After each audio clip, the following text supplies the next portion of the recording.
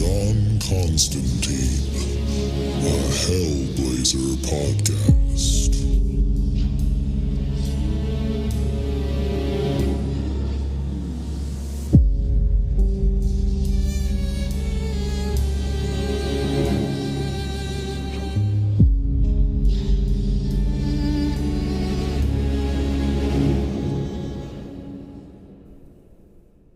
Hey there, everybody, and welcome back. Before we get into the episode, just want to let you know that this is the free version of the podcast, and all that means is that we are way behind where I'm at in Patreon. So if you are loving this podcast and you need more John Constantine in your life, definitely go check us out at patreon.com/planes, trains, and comic books and sign up for the Hellblazer tier, where you'll get access to the entire Hellblazer library that I've recorded so far. And also you'll get access to the exclusive episodes of the Planes, Trains, and Comic Books main podcast. So if any of that sounds good to you, definitely go over to patreon.com/planes, trains, and comic books, all one word, and sign up there. And with that out of the way, let's get into the issue. Today we are reading Hellblazer number 35. And just a little catch up on what happened last issue. John Constantine has stumbled back into the lives of two friends we've seen before in past issues, and they are Marge and Mercury. And Marge is the mother of Mercury, and they are a couple of travelers who go around in a camper, and they don't really have any fixed address, which is why John didn't really know where they were after the Fear Machine story arc. But John has been able to find them after kind of running into another person that knew them, and he is not in a good place right now. He came to them all drunk and high on some kind of drugs, and he was basically just looking for Marge to sleep with him. And she definitely did not want to, but John was able to talk to her, and eventually she kind of wore down and gave in to him. And while him and Marge were talking in the camper, Mercury was outside, and she is a psychic, so she was feeling everything emotionally that was going on in the camper, and she was very upset by this. She was angry at Marge for giving in to him and not being strong enough to tell John no and push him away. And she was mad at John for coming to them in that state and bringing himself and his problems back into their life. So while she was sitting outside, dwelling on all these emotions she was getting from John, she felt a hand on her shoulder, and when she turned around, she saw like an apparition of a boy, John Constantine. And he definitely had like an evil look on his face, so this boy version of John definitely does not have good intentions. And that is where we left off with issue 34. So first things first, with issue 35, we got the cover here. There's a large square box with a black heart in it.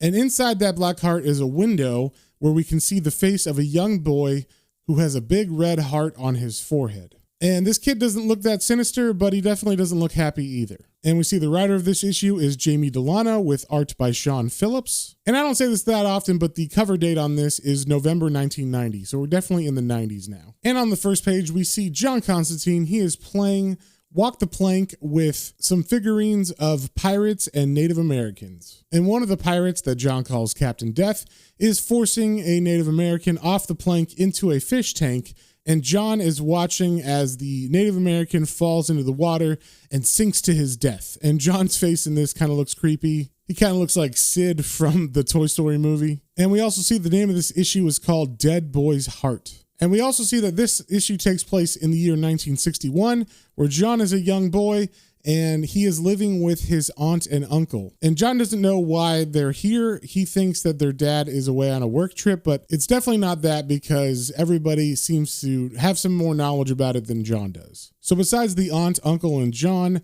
his sister Cheryl, who we've seen before grown up in, I think, like issue 3 of this series, where her daughter was abducted by a serial killer.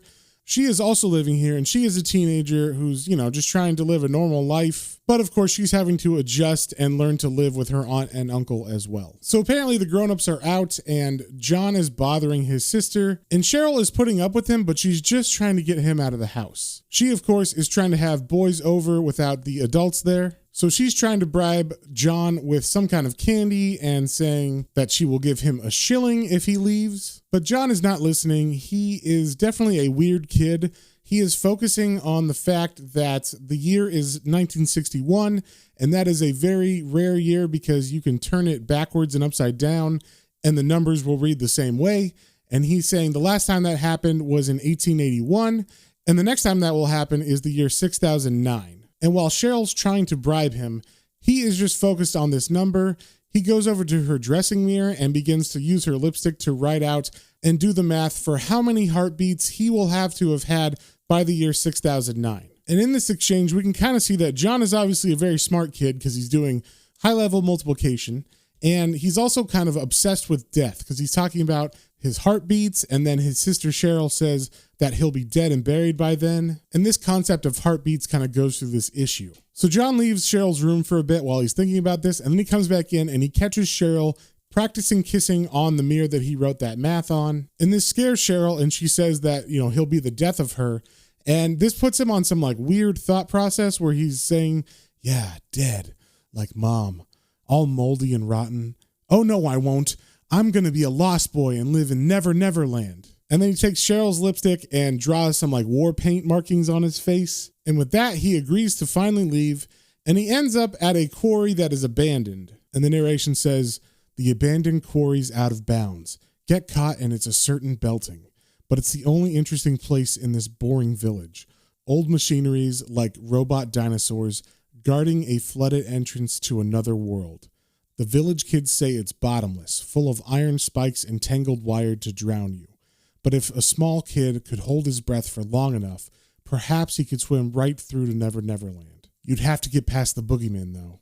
He's dangerous. The village kids rattle his hut with stones and he goes crackers, but a good tracker could get by. So what John's talking about here is he's going through a fence that has been cut, that is surrounding a quarry that has been abandoned. It is full of water, and at the bottom of it, by the water, there is a shed that is broken down and dilapidated. So as John enters through the hole in the gate, he runs into some older teenage kids that are smoking and hanging out here. And they see John and they try to hassle him, but he's trying to act tough. He's got his war paint on, and he also has a feather that is stuck to his head with a piece of twine. So it seems like he's trying to play like Indians. And the boys say, "Oi, we got a trespasser here. What are you doing here, you little bastard?" And John yells back, "Nothing, I ain't a bastard." And the biggest kid out of these teenagers goes over to John and starts poking him in the chest with a stick and says, "Yes, you are. You ain't got a mom. And dad is locked up for wogging scanties off a washing line." So obviously they're speaking in like Cockney here, but I'm trying to translate it a little bit. Basically, they're revealing to John that his dad has been arrested and is not away on a work trip. He has in fact been arrested and is in jail for stealing a woman's panties off their clothesline. And John tries to act tough and deny this. He says, "He ain't. He's working on rockets at Cape Canaveral." But the kid poking him in the chest with a stick knows that's not true, and he says, "Liar, your Uncle Harry told our dad in the pub." And John doesn't really know what to say to this, so he just blurts out, I want to be in your gang." And the teenagers kind of laugh at this, and they say, "You ain't got the guts to do what we do. Ever killed a slimy eel with your teeth? Ever touched a girl's thing?" And John is still trying to keep his bravado going and maintain his act of the Native American warrior. So he says that he's good at tracking and sneaking and spying. So the teenagers who are kind of playing along, and they tell John to go down to the bottom of the quarry to the dilapidated shack where apparently a man they call the Boogeyman keeps his dirty magazines. So they want John to sneak in there and steal some of those magazines and bring it back to them, and then they will let him join the gang. So John, of course, acting tough, says he'll do it, and he begins sneaking down to the shack as they yell after him, "And if he catches you, he'll drown you, and he'll bury your corpse in the bushes." That's what he does to kids. And as John begins his stealthy descent into this quarry, we get some narration. It says, "This is a piece of piss. Just think it out. No mistakes. Down, move from bush to bush. Watch out for loose rocks, dry twigs. You're a ghost, a shadow, invisible. Heart thumping like war drums, though. What if he can hear it? No fear.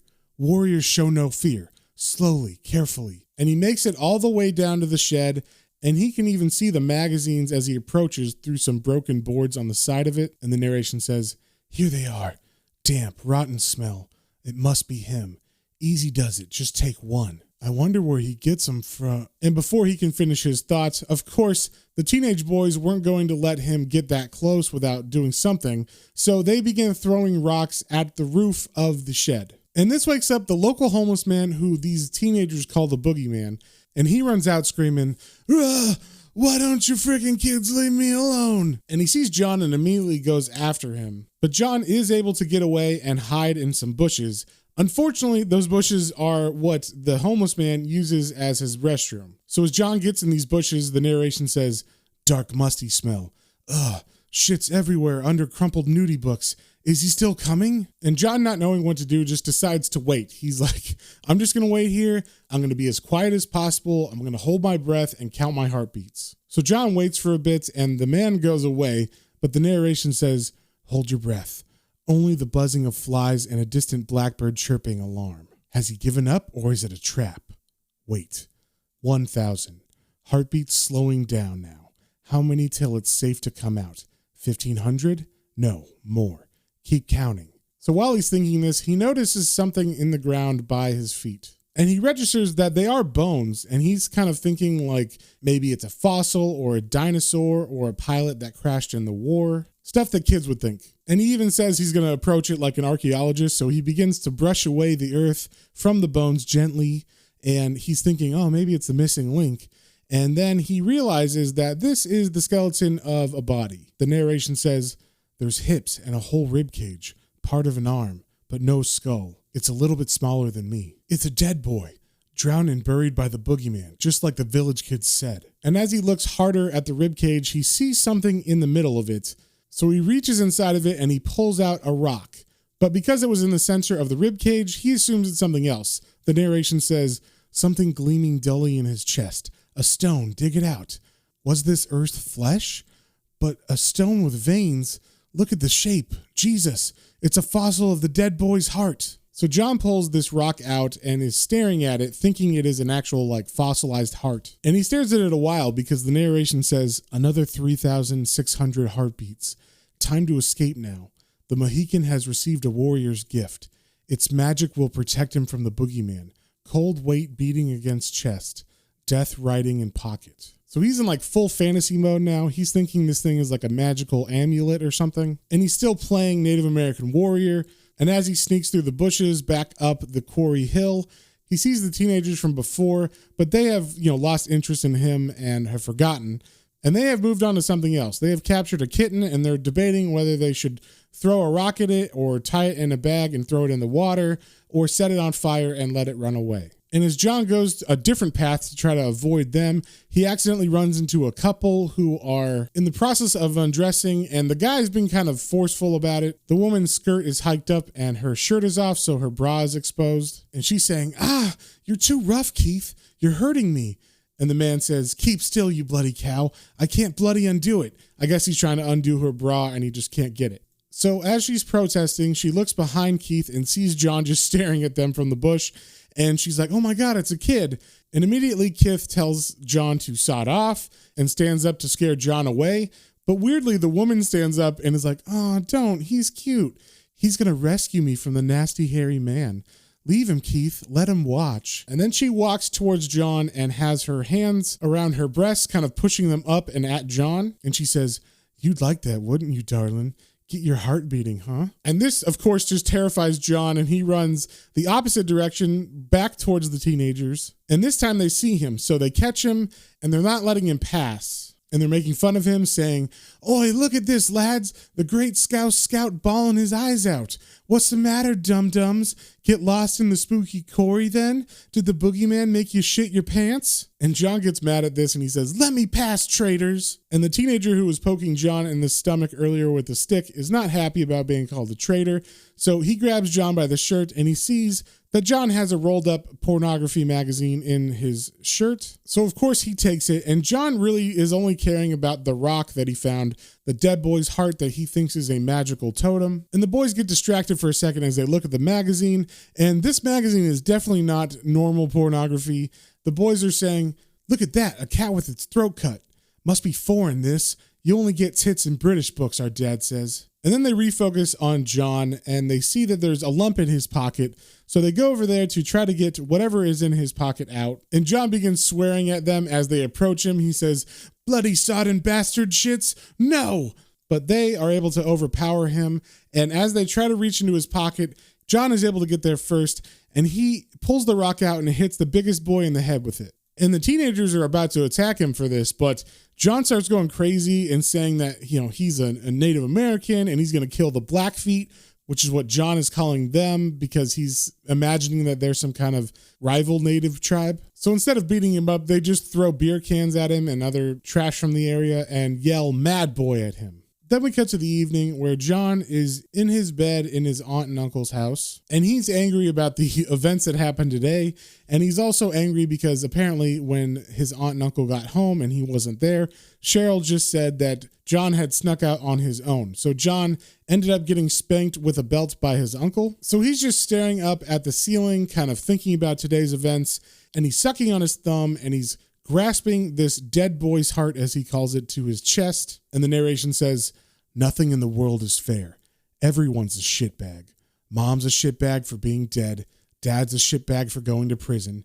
Cheryl's a shitbag for saying I went out without asking. And Aunt Dolly's a shitbag for believing her. Shitbag, shitbag, shitbags. Body aches with battle wounds. Nettle rash on legs and arms. My ass is on fire from the beltings, but warriors don't mind pain. It ain't fair, though. Uncle Harry ain't got the right. He ain't our dad. Who's he to call people Antichrist, or whatever it was? And he looked to hurt. You could see it in his eyes. Sinners must suffer punishment, he said. Retribution, justice. Ask your father." And then John hears some weird talking coming from the other side of the wall, which is his aunt and uncle's room. And his aunt is saying, "No, Harry, please. Not that way. Not tonight." And as he's listening, he's clutching the dead boy's heart close to him.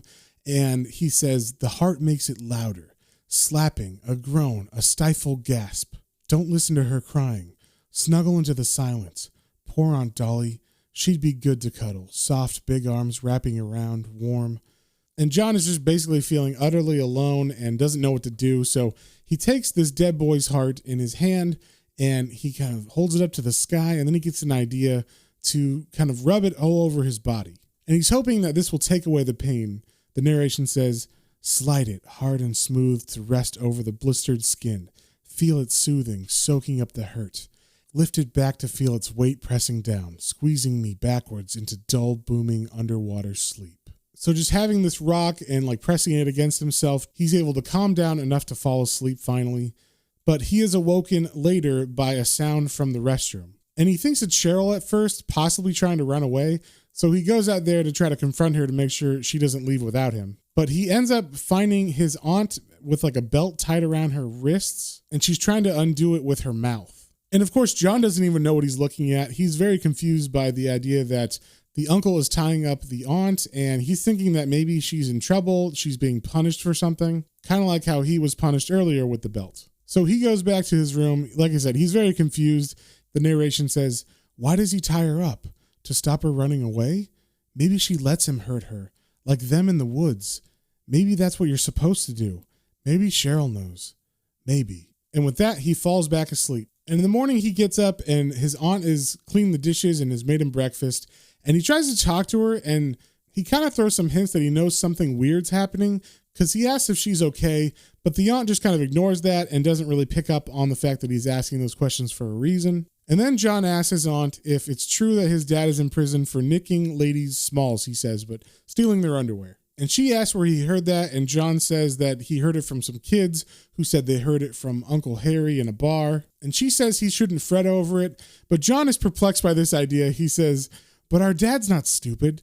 If he was going to steal something, it'd be more valuable than old knickers." And the aunt kind of looks back at John with like a sour face and says, "Men do some strange things in this world, boy. Things only God and them understand. Maybe you'll see it clearer when you grow up. You'll be one of them then, you poor little sod." And then picking up on her sadness, John pulls out the rock that is the dead boy's heart, as he calls it, and he shows it to her and he says, "It's magic. If you rub it on your bruises, it'll take away all your aches. You try." And the aunt is just super disgusted by this, and she's like, "Ugh, get away with your grubbiness, you nasty little tyke. Anyway, I haven't got any bruises. I'm off to the church now. Your sister will be back soon to hang out the washing. Don't go out of the garden and get rid of that dirty stone. It'll have diseases." And as she's walking out, John is just fixated on the stone, staring at it. He's very Gollum-like with this stone. He's got like a weird look in his eye, and you can almost hear him saying, "My precious." And he stares at it for a long time in the same way, because the next panel, he's outside, but he's in the same position. So he was staring at it that intently for a while. And while he stares, the narration's saying, "How many times did your heart beat before the boogeyman caught you, dead boy? Did he drown you straight away, or did he keep you locked up waiting? Were you lonely? Were you scared? Didn't you have a mom or dad to rescue you? And what's the secret thing he showed you? Was it death? Was it the way to Never Neverland? Is that where you are now? Is it fun there? Is it exciting? And while he's staring intently at the rock, Cheryl is hanging up clothes on a clothesline, and she sees him and she's like, "What are you doing, John?" And she kneels down next to him thinking he's playing with like a castle that he's built. But what he's actually got in front of him is a prison, he calls it. It's basically a bunch of jars that he's dug into the ground that are full of bugs that he's caught. And Cheryl hasn't yet seen that there's bugs there, but John takes this time to ask her a question. He says, "Let's run away back to Liverpool, Cheryl. We could hide in the bomb sites till they let Dad go." But Cheryl isn't paying attention. She's looking at what she thinks is a sand castle, thinking that John is having a great time being a kid. And she says, "Is it a magic castle, John? Who lives there? Princesses and magicians? Or what's that moving?" And John says, "I told you, it's a prison for insects. That's the flies. They're locked up for sicking on people's food. And here's the ladybugs. And here's worms because they eat dead people." And he's just going on and on and on about how many different bugs he has and how he pulls off their wings and traps them in these jars. And Cheryl is just like, "Oh my God, that's horrid. Won't they starve?" And John says, "Oh, they might, or they might eat each other. Sometimes I let them out for exercise, but if they try to escape, I execute them with the dead boy's heart." And he takes the dead boy's heart rock and he smashes a spider with it. And then he holds it up and shows her the smashed remains on the bottom of the rock. And he says, "I've done it lots. Look at the stains. If I do it enough, the dead boy will come back and show me the way to Never Neverland." And Cheryl is horrified by this. She says, "You're nasty and bad, John Constantine. Let them go free. They're creatures with feelings. It's terrible, cruel evil. You let them go or I'll tell on you." And then John turns to her with an evil face and says, "So what if you do? I'll tell Uncle Harry how I seen you let your knickers down to Ron Simpson for 1 6 pence." And John is just lying here. She's never done that. So of course she's really angered by this, and she tells him that she hates him and runs away. And at that, John just takes his rock and begins to smash it down on the ground, saying, "I don't care. Everyone does." And he continues to smash it down and down again into the ground. And eventually he accidentally hits his finger, smashing it and causing it to bleed. And John actually takes his finger and holds it over the rock as it drips blood down onto it. And as he's doing this, the narration says, "It's the dead boy's heart. Cheryl's right. It's cruel evil. It's magic, but it's bad. I shouldn't have took it away. What if he does come back looking for it? What if he wants to swap?" And then he begins to stare at the rock again, and he thinks it looks different. He says, "It's warm now, heavier with all the pain it's soaked up. It's sticky with insect juice and blood." And we're not really sure if it actually is heavier and bigger, or if that's just all in John's head. But upon seeing this and thinking it's bigger, it changes his mind about the rock, and the narration says, "Stop it. It's cursed. It's making you do bad things. Get rid of it. Take it back." So John leaves his backyard and walks all the way back to the quarry. And instead of taking it back to the bushes, because obviously he's scared about the boogeyman, he decides to throw it from the top of the quarry down into the water. But unfortunately, he doesn't have a very good arm. So when he throws it, it doesn't quite make it to the water. It actually arcs up, and as it comes down, it's very obvious it's going to hit the shed that the boogeyman lives in. And John, of course, is freaking out about this because he thinks the boogeyman's going to wake up and run out and try to get him again. But when the rock hits, it makes a different sound than before, and also the boogeyman doesn't run out. And the narration says, "Tin roof, the sound. Oh, Jesus, it went straight through. It hit him, split his skull. His brains have splashed out, and blood all over down his face like porridge and jam. He's dead, must be. I've killed the boogeyman." And horrified by this thought, John does what any normal kid would do, and he decides to run away. So he runs out of the quarry and back to his house, and the narration over this page says, "Someone will find him while they're out walking their dog. They'll smell him. They'll see the maggots. They'll get me. They'll lock me up. They'll hang me. But nobody saw. Hands were sweaty, so there's no fingerprints. But they'll know. They'll see it in my eyes. Risk it. Sneak away. Cover your tracks. Maybe just tell Cheryl. She'll know what. No, not even her. You can never tell a living soul. It's the boogeyman's secret. It's the awful, lonely secret of the dead boy's heart, and you must keep it to your grave. But the very worst thing is, once you know it, you're a boogeyman too." And with that last box of narration, John is outside of the window of his aunt and uncle's house, and he's staring in at what looks like a very nice family of Cheryl and his aunt and uncle watching TV. And this is like a visual metaphor of him feeling like he's an outsider and an outcast. And that is the end of the issue. So if you guys have any comments, questions, or suggestions, you can email me at planes, trains, and comic books, all one word, @gmail.com. And we will see you on the next one.